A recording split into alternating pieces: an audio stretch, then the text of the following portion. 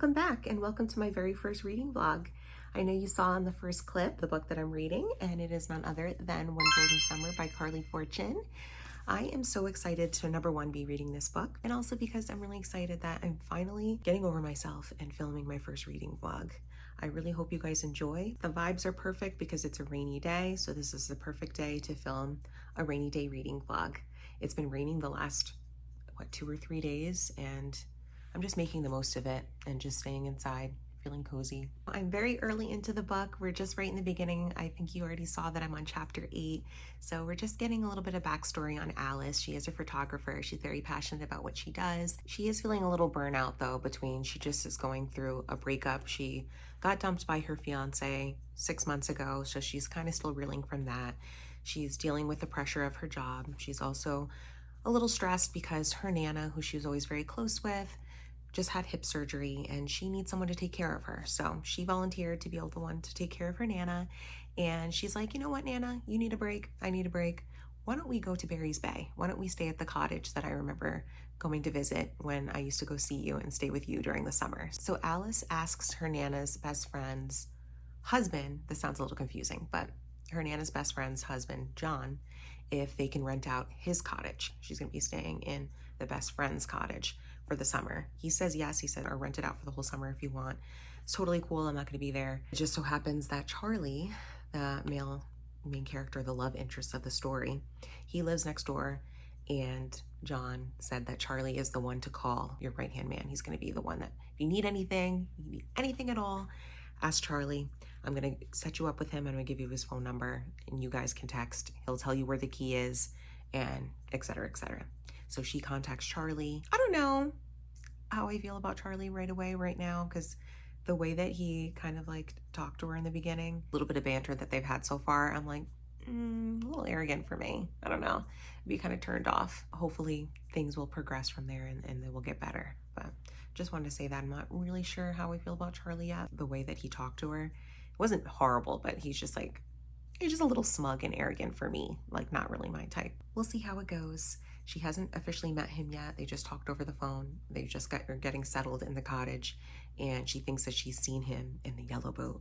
That's infamous yellow boat that she took a picture of when she was 17. That's all I got for you guys so far. I like the Nana. She's a sweetheart. I like the relationship and the dynamic between Alice and her Nana. I'm really enjoying that part of the story, and we'll see what happens. We'll see if Charlie gets better, and I will keep you guys posted.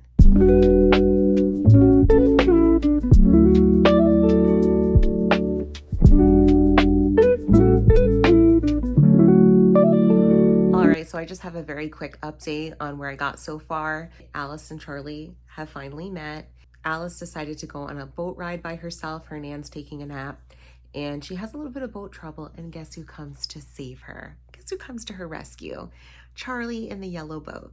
So they're bantering a little bit back and forth, and it appears that Alice is just as unsure about Charlie as I am. Right in the beginning of the chapter, she says, I'm just going to read this little part. I find myself studying Charlie as we pull up to the dock, trying to figure him out. Arrogant, definitely. Unpredictable, too. A loose cannon, the kind of guy I normally avoid. The Everly clan has ego, attitude, and drama aplenty. That's her last name. She's Alice Everly. I don't need it elsewhere, especially not from men. Security, safety, comfort. It's what I thought I had with Trevor, which is her ex that broke up with her 6 months ago, her ex of 4 years. And then they just go back and forth from there. But it's just so funny. She said the same thing, which makes it more realistic, because I'm like, there's no way that this is going to be, I mean, I was hoping that it wasn't going to be like this insta-love thing. And especially with Charlie's kind of personality versus Alice's personality. She is more introverted. He's a huge flirt, and he's just being extremely blunt with her, the stuff he's saying to her. And then he already has a nickname for her. She's got red hair, so he's calling her Red, which she's like, don't call me that. I don't like that. But I'm starting to enjoy it a little bit more now. This is definitely more of an opposites attract thing, completely different personalities. We're just gonna see, I guess, where it goes from here. But I just left off with, he just helped her get back to the cottage. He showed her where his house is. They're like basically next door neighbors, which is gonna be an interesting 2 months. And her Nana just happened to come outside and said, are you gonna introduce me to your friend? So he's about to go in and meet her Nana. And yeah, we'll see what happens from here. But I just want to give you a quick update. They finally did meet, and they had this like funny run-in at the grocery store. They've been bantering ever since then, but so far so good. And we're really early into the story. Hopefully these characters grow on me. That usually ends up happening a lot when I go from one romance to the next. Sometimes I'm still thinking about the romance book before, and then I'm like, it just takes a while sometimes for romance characters to grow on me, but I have a feeling I'm gonna like it. That's it. That's all I have for you for now.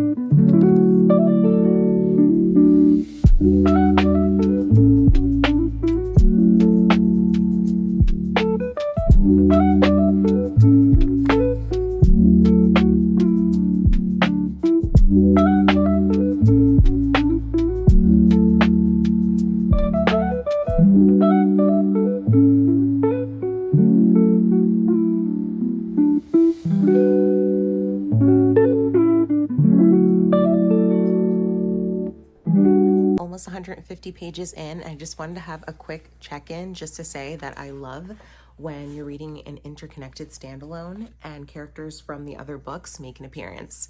So I don't know if I mentioned before, and if you're not familiar with Every Summer After, that was the first book in this interconnected kind of series, and Charlie was the brother of the male main character in Every Summer After.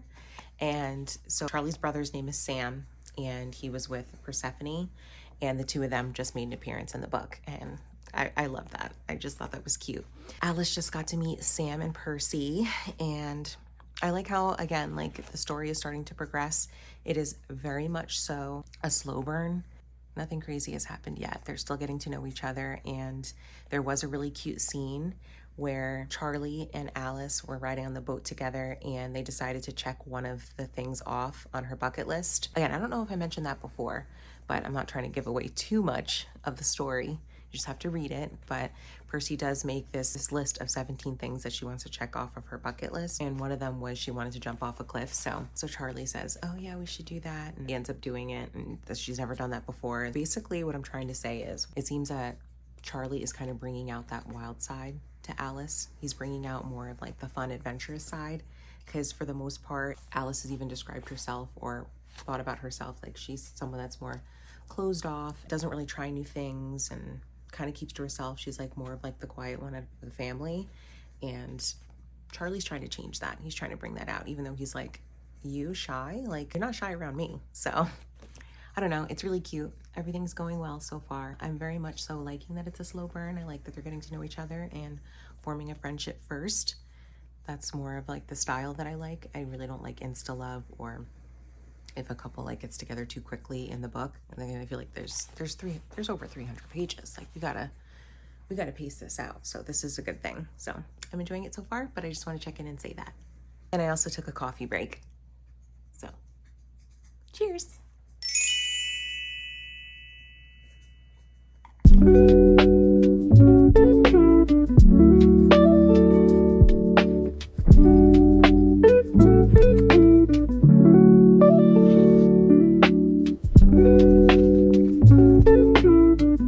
Welcome to day 2 of the reading vlog. From the clip that I just showed you guys, I was just in the car reading a little bit, just going grocery shopping with my husband, running errands. We were at the gym earlier today, and then just went to get like just a few things that we needed. But yeah, so my morning was pretty shot with reading, but I read about 220 pages yesterday. I was on a roll. Like I just basically like breezed through this book really fast. This has been a really quick and easy read. I feel like it's fast-paced enough. There's enough interesting things going on with the plot, and I've just been really enjoying following Alice and her story and how her relationship is developing with Charlie. I think I mentioned already that I really enjoy that they were friends first, and it's been very slow burn how their relationship is developing, and how, you know, it's more about like the dialogue and things that they're doing together, getting to know each other. Charlie is so in with Alice's Nana, which is so cute too. They have a nice little relationship on top of everything. It just helps that he gets along with her family. I just been, like I said, thoroughly enjoying it. I am on almost page 300 now. I think I was showing you I'm on chapter 40. And yeah, we're making a lot of progress. There's still something that's holding them back from really committing to each other, getting together. Number one, because Alice knows that she's only going to be in Barry's Bay for just a couple months, just for the summer. And she's still thinking about the fact that when she goes back to the city, things are going to change. Charlie, he's having a hard time feeling like he can be in a relationship because I had forgotten about this fact from the first one, from Every Summer After, hearing Sam's point of view, Charlie's brother, about their father. Their father had passed away at a really young age from a heart attack. So Charlie's really concerned, thinking about, he just turned 35, and that's around the time that his father had passed. And he kind of is like reflecting on his life and thinking about all the things he's accomplished and done at this age. And he does have a good job. Charlie's got a great job. He's accomplished some great things, and help but compare to how his parents were and how his dad was by that age. He said he's got the family restaurant, the business going, he's married, he's got a beautiful wife and a family. And he's like, I don't know if I've accomplished as much at my age, you know, the same age that my dad was before he passed. So he has these reservations. He's kind of being really hard on himself. He is like a lot of fun, and he's like the party guy, and you always go to him for a good time. But he kind of is like masking his feelings, like feelings of not feeling like he's enough, still having a hard time dealing with the loss of both of his parents. And every time he goes to Barry's Bay, he's reminded of that. So yeah, so there's a lot holding him back and Alice back, but I hope they end up finding their way to each other. And yeah, I don't want to give too many spoilers in the book, because why would you read it? I probably won't have another update until I'm done with the book, so stay tuned.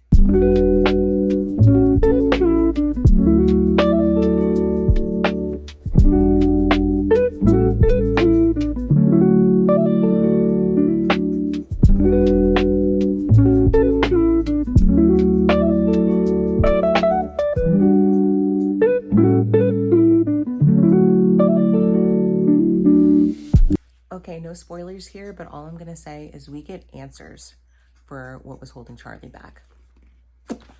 Oh, my heart hurts. Also, 20 pages left to go.